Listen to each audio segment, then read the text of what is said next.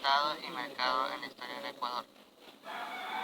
Tanto Estado y mercado han desempeñado diferentes roles en la historia del Ecuador.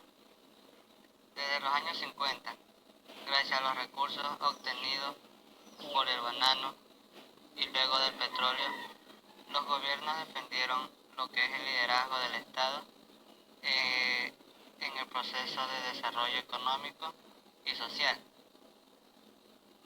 Sin embargo, la alta inflación, la fuerte inestabilidad económica y asimismo las dificultades para sostener lo que es el elevado gasto público provocaron un cambio en el modelo de desarrollo.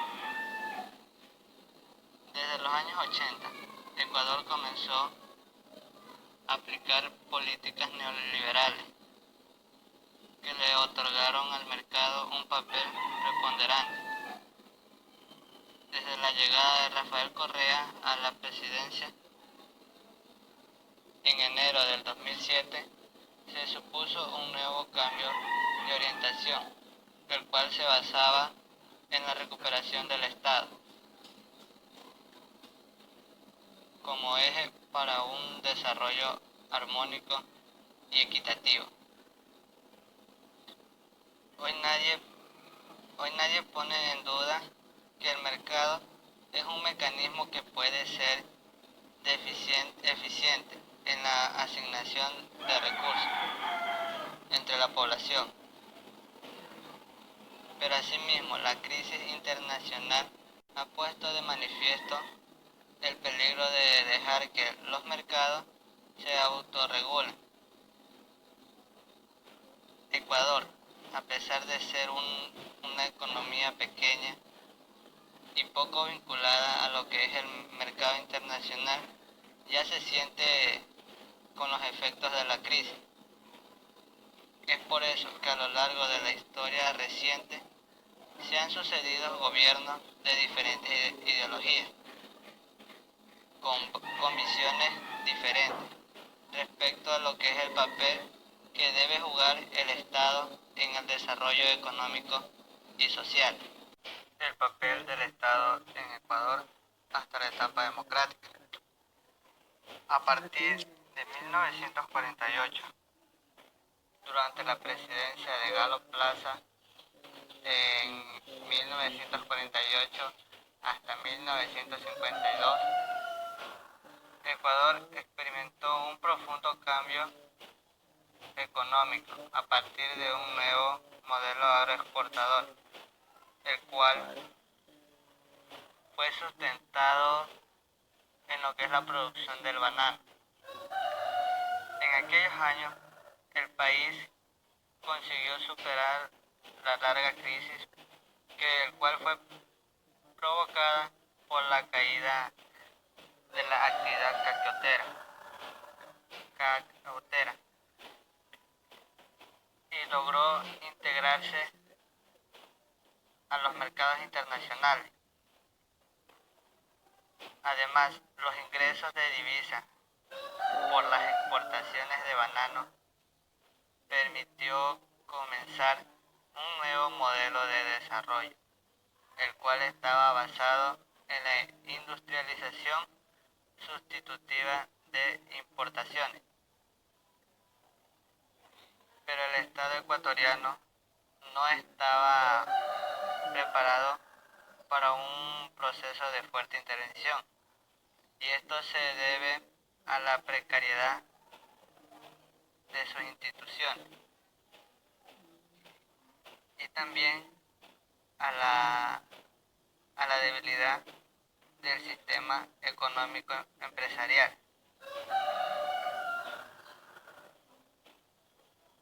Pero igual, este modelo de desarrollo se lo llevó a cabo iniciando con la presidencia de Galo Plaza en 1948 hasta 1952. Luego continuó con la presidencia de José María Velasco Ibarra en el año 1952 hasta 1956. Y después con Camilo Ponce Enrique en 1956 hasta 1960.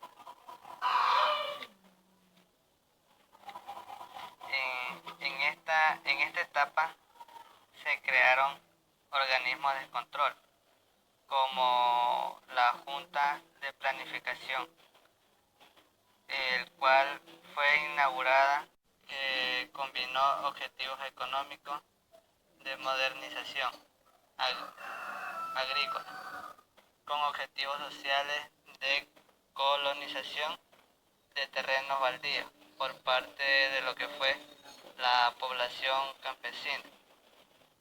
También la Junta Militar impulsó una reforma tributaria con el fin de aumentar los recursos del Estado.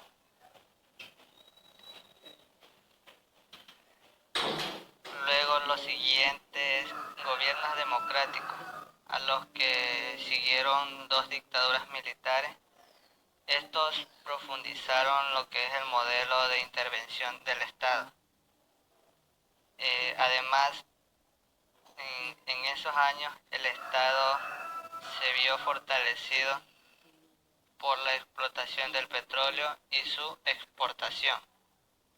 El incremento del precio internacional del petróleo, que pasó de $2,5 por barril en 1972 a $35,2 por barril en 1980. Esto permitió aumentar los ingresos públicos y también otorgó por primera vez al Estado una clara autonomía.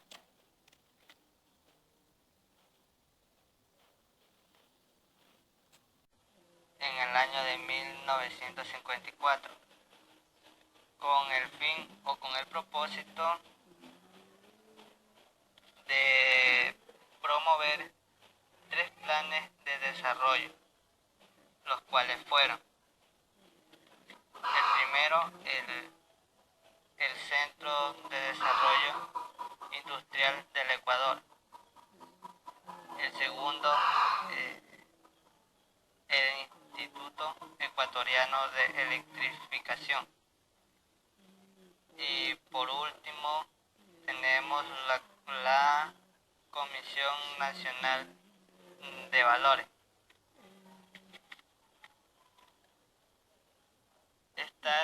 Estas instituciones permitieron un fuerte crecimiento de la inversión industrial, el cual pasó de 15,6 millones de sucres entre los años 1953 y 1957 a 867 millones entre los años 1969 y 1972.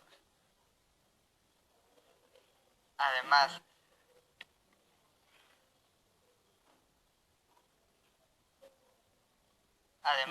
los ingresos obtenidos por el Estado le permitieron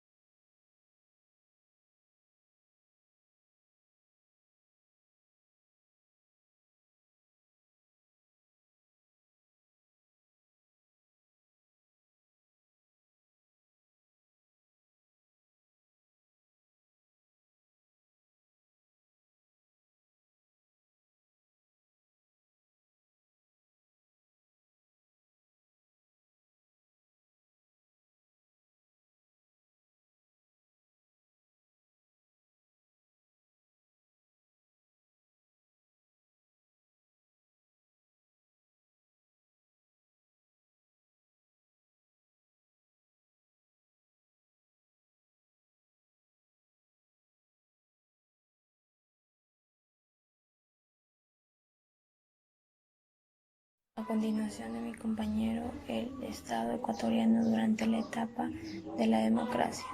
Ya sabemos que la democracia es un sistema político, un estado social, un estado de vida y de vida civil. Sabemos que en Ecuador existe una democracia que no tiene límite para toda la ciudadanía. Ya sabemos que la mayoría de personas tenemos respeto, dignidad y deberes que llevamos en una vida diaria. Y también tenemos una cultura solidaria democrática. La democracia también es comprometida con proyectos políticos o con causa social que nos fortalece día a día para toda la ciudadanía. También podemos decir que la democracia es un sistema de gobierno de soberanía que sostiene al pueblo firme. Los pilares fundamentales de la democracia son separación de los poderes del Estado. Cada uno de ellos es independiente y existe control constante para así poder evitar mucha corrupción en nuestro país, ya que existen, pero tenemos que saberlas conllevar para así poder superar y salir de la democracia de nuestro país y así poder evitar muchas corrupciones, ya sea en sectores públicos o privados. Democracia libre. Es independiente y es un desastre para la población. En el primer punto tenemos sometimiento. Es el uso de garantización de armas para que los ciudadanos se puedan proteger de la delincuencia. Segundo punto, regionalismo de poder. Estos no se atacan con toda la comunicación de la ciudadanía. Incremento de delincuencia. Sabemos que en Ecuador hay muchos incrementos de delincuencia, ya pueden ser por robos masivos o pasivos que existen dentro de una banca bancaria para así poder tener el dinero de las personas que están dentro del gobierno. Comunismo. No se incrementan tipos de personas o leyes políticas para una sociedad. Parche político. Estos no se utilizan para los bienes ni los fondos del Estado. Político.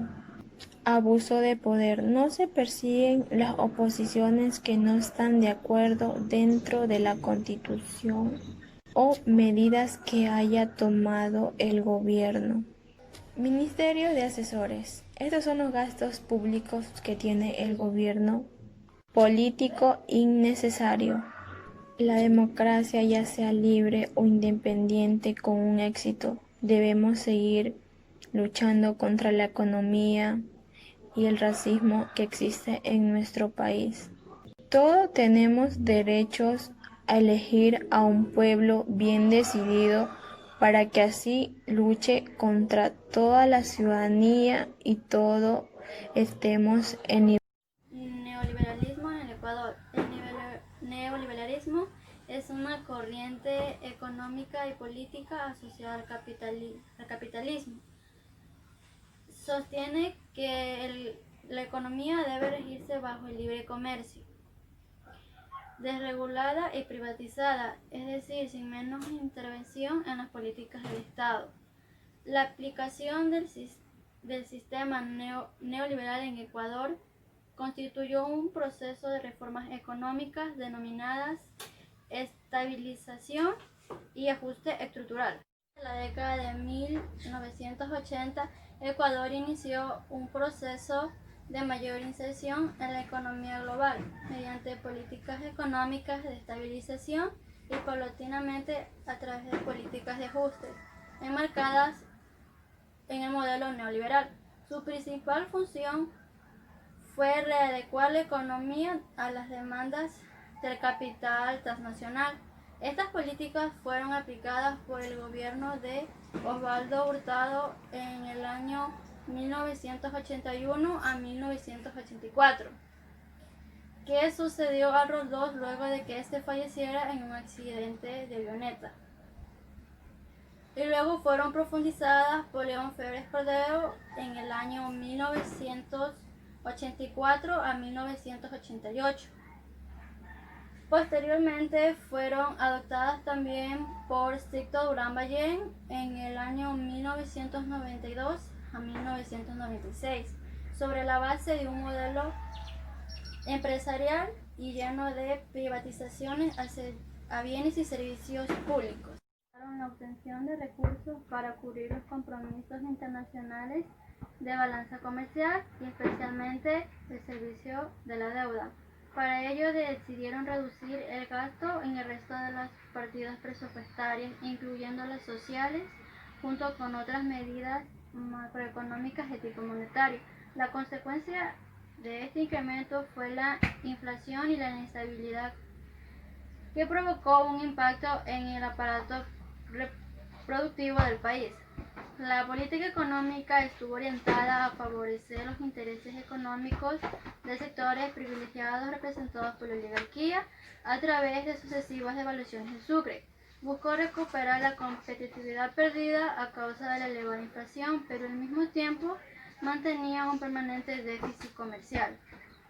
No sirvieron para mejorar la situación del sector exportador ni tampoco para mejorar la crisis del sector manufacturero. De hecho, las exportaciones se mantuvieron en niveles mínimos y lo que es aún peor, apenas se mantenían los productos exportables.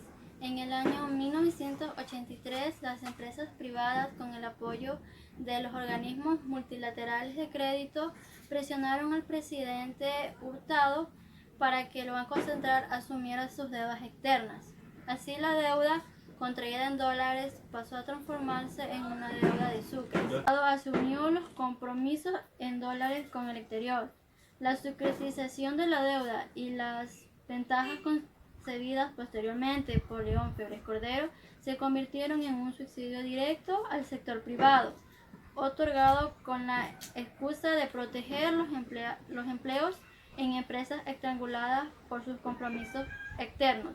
Este subsidio profundizó el déficit fiscal, que fue financiado con una política monetaria expansiva a través del señoreaje, emisión de moneda para cubrir déficit, lo que contribuyó a su vez a elevar más la inflación. La política fiscal estuvo marcada con una constante aumento del gasto, mientras que los ingresos públicos quedaron sometidos a la volatilidad del precio del petróleo, principal ingreso de un país con un sistema financiero pobre e ineficiente. En el año 1992, durante la presidencia de Yamil Maguad, comprendida en el año 1998 y 2000, se produjo la mayor crisis financiera de la historia del país. Su origen se remonta al gobierno de Durán Ballén y promulgada por la Ley General de Instituciones del Sistema Financiero, impulsada por el Fondo Monetario Internacional. Esta ley disminuyó el control de las superintendencias de los bancos sobre las entidades financieras. Póngale pausa. El Estado una vez más salió al rescate del sector privado, dándole una oportunidad que se quedara a cargo del 72% de las entidades crediticias a un costo de $4 millones, equivalentes al 20% del Producto Interno Bruto del año 1998.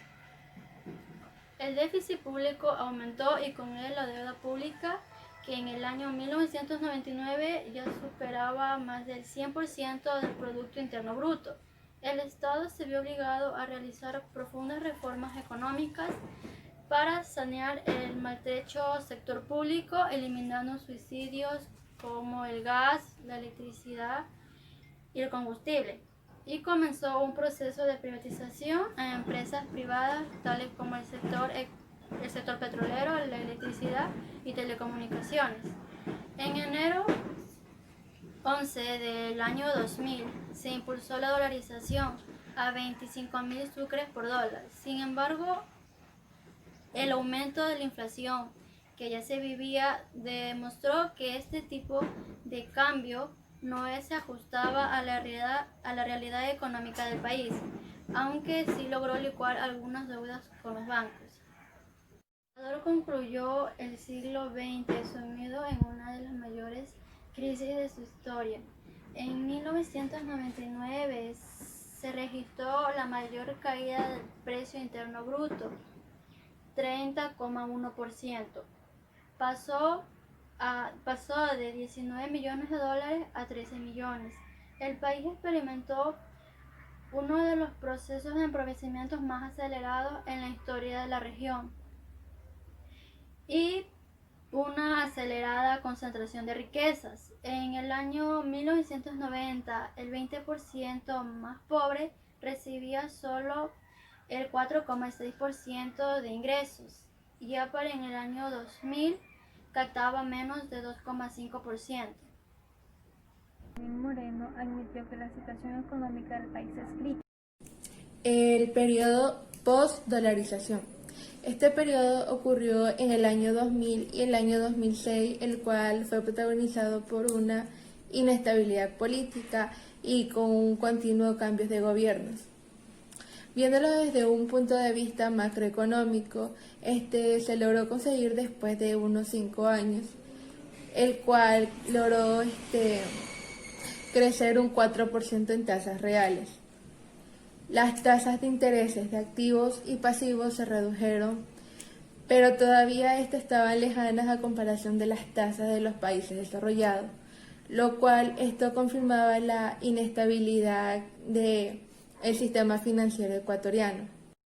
La balanza de cuenta corriente se recuperó y en el año 2004 comenzó a ser superavitaria debido a un aumento de sus exportaciones, principalmente de lo que es el petróleo, lo cual era beneficiado por los altos precios internacionales.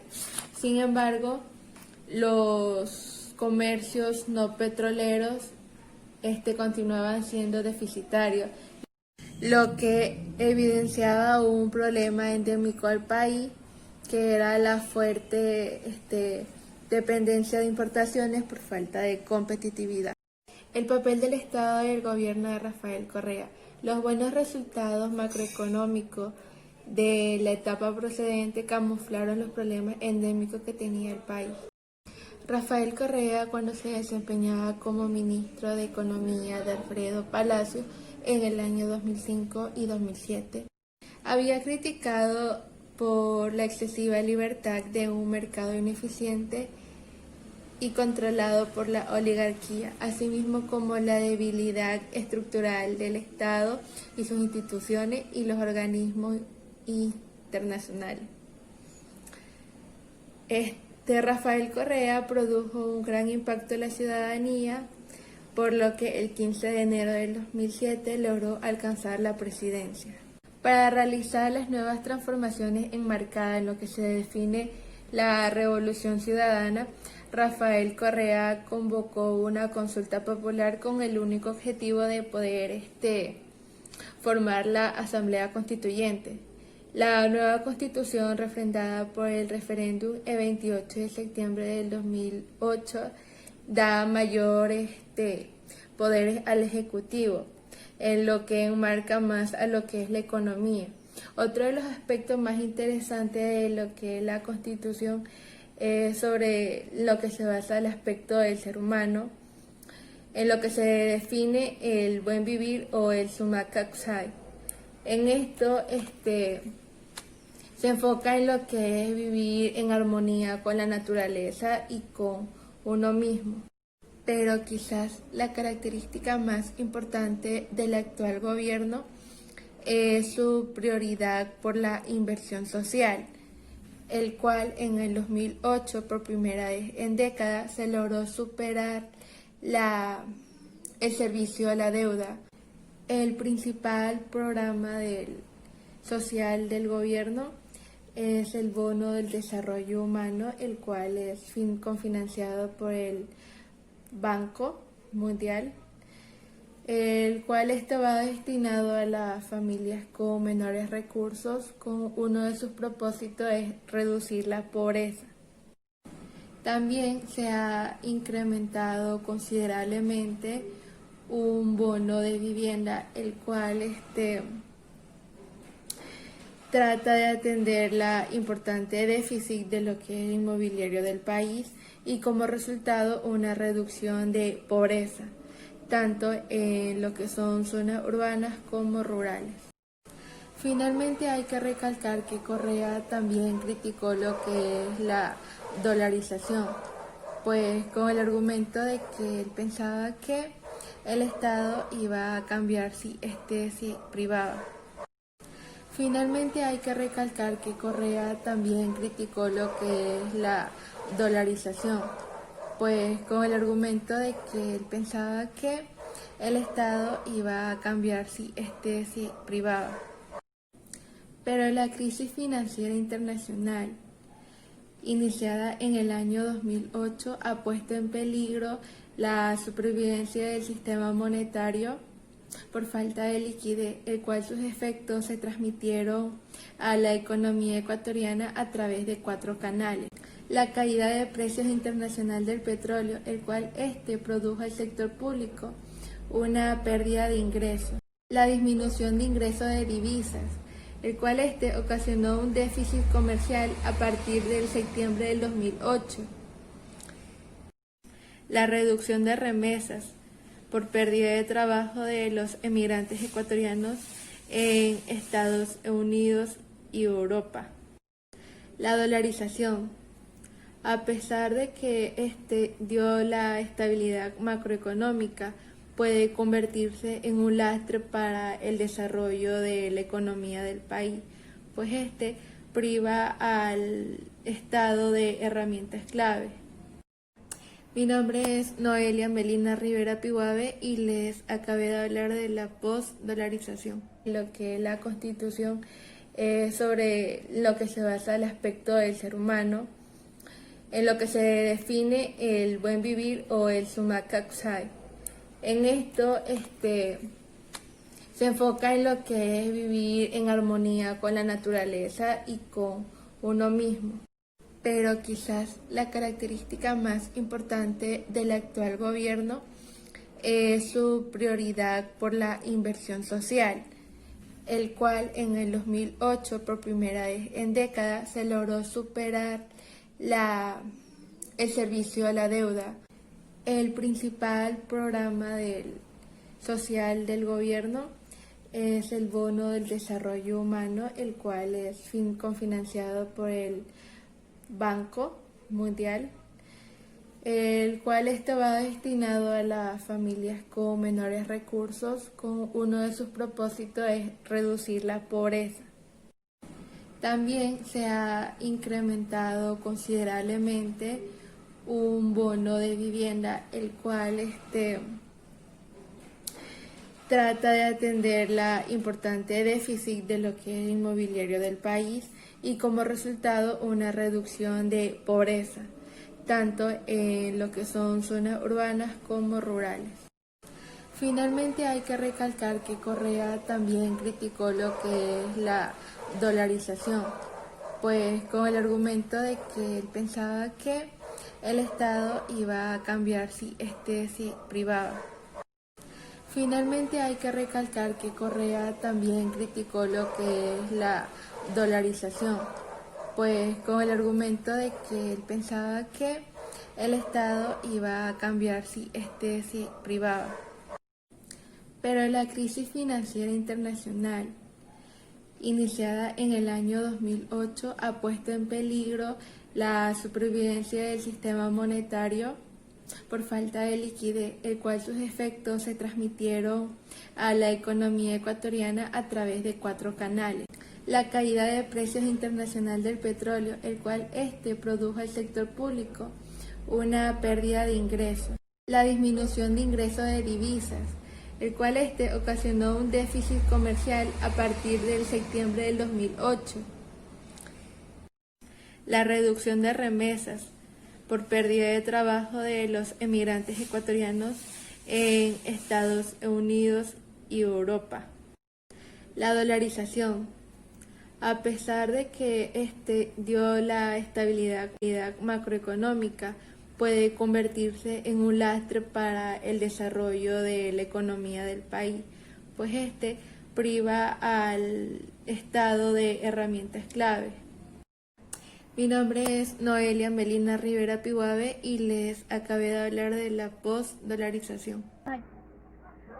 Lo que aplicará medidas para contener el gasto e impulsar inversiones. En mayo de este año, la deuda pública histórica del país, que incluye los gobiernos locales, alcanzó un monto agregado de los 41.893 millones de dólares, dijo Moreno en un discurso. Según el mandatario, es una cifra que no incluye obligaciones, pero que refleja un grave endeudamiento y grave escenario. Existen otros tipos de como operaciones de corto plazo, pasivos, empresas petroleras, ventas anticipadas de hidrocarburos, entre otras que suman un monto aproximado de 8.000 millones adicionales. Además, registran un contingente que hoy no son deudas, pero que podrían transformarse en obligaciones de pago que suman 4.367 millones de dólares, haciendo un análisis de endeudamiento nacional que ha heredado de su procedor Rafael Correa. En un acto de transparencia demandado por la legislación local y que contrata las afirmaciones de Correa en su momento de que el país se mantenía dentro de los límites de endeudamiento tolerado por la ley del 40% del PIB. También incluyó la demanda de la Contraloría General del Estado, en el que se rigen como tal 2.528 millones que se deben al Organismo Nacional del Seguro IES. Cadena Nacional, en su discurso, transmitió para todas las cadenas de televisión locales. No dudó en calificar la situación como crítica, porque desde hace 2 años el país enfrenta condiciones difíciles producto a la reducción del precio del petróleo y los bajos precios de las materias primas. También atribuyó la apreciación del dólar y los efectos devastadores del terremoto del año 2016, que causó cientos de víctimas y daños materiales alrededor de 300-500 millones de dólares.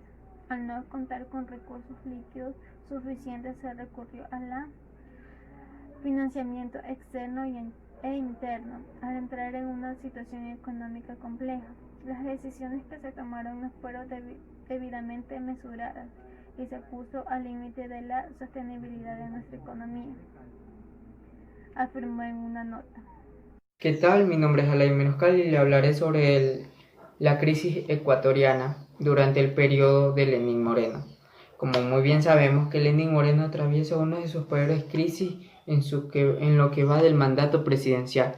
El presidente Lenín Moreno asumió su responsabilidad como presidente, pero esto conlleva a muchas deudas externas por motivos de los cuales ha pasado el Ecuador. Esto comenzó primero con lo que había decretado el presidente, querer eliminar el subsidio al combustible. Bueno, esto provocó que el presidente moviera la sede del Estado, del gobierno de Quito a Guayaquil. ¿Por cuál motivo? ¿Cuál fue el motivo? El motivo era porque aumentaba en capital los problemas de huelgas, entre otros, y bueno, ese fue el motivo principal por el cual moviera Lenín Moreno la sede del gobierno de Quito a Guayaquil. Bueno, ¿qué sabemos sobre Lenín Moreno? Lenín Moreno nació en 1953 en la localidad amazónica de Nueva Rocafuerte y se licenció en Administración Pública por la Universidad Central del Ecuador. Bueno, se preguntarán por qué Lenín Moreno no puede caminar. Bueno, esto fue a un suceso en 1998, donde perdió la movilidad de sus piernas al ser baleado durante un asalto. Bueno, como bien sabemos, Moreno fue elegido presidente en el 2017 con casi el 52% de los votos, superando por apenas 3 puntos a Guillermo Lasso, un hombre de negocios cuya hoja de ruta era muy diferente a lo que propuso Lenín Moreno. Él proponía en reducir en reducir los impuestos y atraer inversiones extranjeras para mejorar la economía del Ecuador. Bueno, esto no se dio porque Lenín Moreno ganó la presidencia. Bueno, en lo que respecta al crecimiento de la deuda externa, que es muy importante mencionarlo en este video, ¿por qué? Porque la deuda externa está aumentando debido a que Lenín Moreno ha prestado dichas cantidades al Fondo Monetario Internacional y al Banco Mundial para financiar los problemas que están dentro del Ecuador. Durante los 16 años, los últimos 16 años. También Correa se mostraba muy crítico ante los organismos y organizaciones que se consideraban neoliberalistas y contrarios al interés público. Explicó Rogelio en abril, Rogelio Muñoz, investigador del Real Instituto Elcano de Madrid. También las diferencias de Moreno y Correa se llegaron a un punto mayor cuando se retiró el asilo en la embajada ecuatoriana a Julian Axel, creador de Wikileaks. Axel llevaba 7 años en la embajada ecuatoriana de Londres, que estaba siendo perseguido por la justicia sueca y estaba siendo acusado por abusos sexuales. Negó todos los cargos y aseguraba que era una represalia por haber publicado información confidencial del Servicio de Inteligencia estadounidense.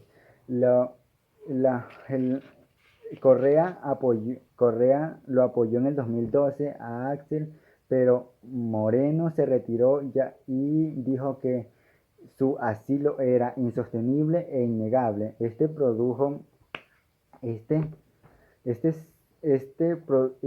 se provocó ya que Axel había transgeniado los convenios internacionales. La diferencia entre Correa y Moreno se dificultó más por los escándalos que protagonizaban ellos mismos. Correa comenzó a criticar a Moreno con sus políticas, ya que decía que eran bajas y mediocres. Esto llevó a unos insultos, escalándolas hasta la actualidad, como el traidor más grande de la historia ecuatoriana y Latinoamérica, y también como el mayor farsante de nuestra era. Para Moreno, la lealtad no se ve en las personas, sino que se ve en la patria.